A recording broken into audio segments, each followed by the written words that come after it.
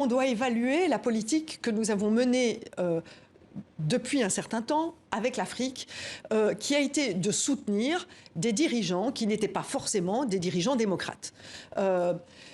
Pourquoi? Parce que ça servait nos intérêts.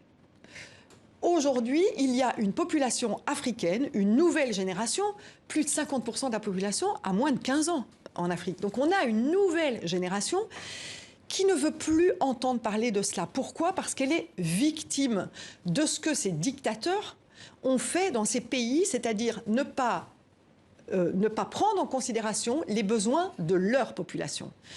Et donc on doit revoir la politique que nous avons eue jusqu'à présent. Revoir la politique que nous avons eue jusqu'à présent, c'est par exemple donner la possibilité à ces pays de renégocier les contrats que sont les contrats miniers. Les entreprises qui investissent dans ces pays sont rarement des entreprises africaines. Ce sont souvent des consortiums dans lesquels on retrouve des entreprises européennes, mais aussi des entreprises canadiennes, des entreprises américaines, russes, chinoises ou autres. Aujourd'hui, ces pays, même si vous remplacez ces dictateurs qui s'en sont mis plein les poches, enfin, je veux dire, ils se sont enrichis, même si vous les remplacez par des démocrates humanistes, ces personnes n'auront pas la possibilité de revoir, par exemple, ces contrats miniers, parce que les clauses de ces contrats protègent tellement les investisseurs étrangers qu'ils devraient payer à coups de milliards la révision de ces contrats.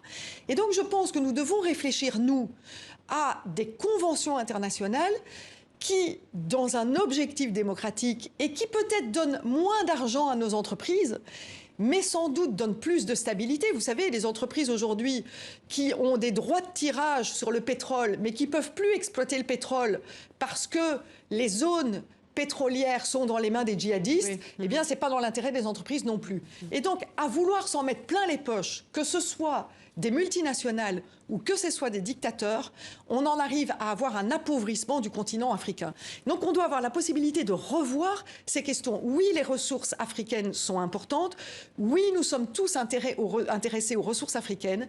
Mais il faut arrêter de les exploiter telles qu'on les exploite aujourd'hui, c'est-à-dire dans l'intérêt de l'Occident et dans le mécontentement des populations africaines dans leur grande majorité.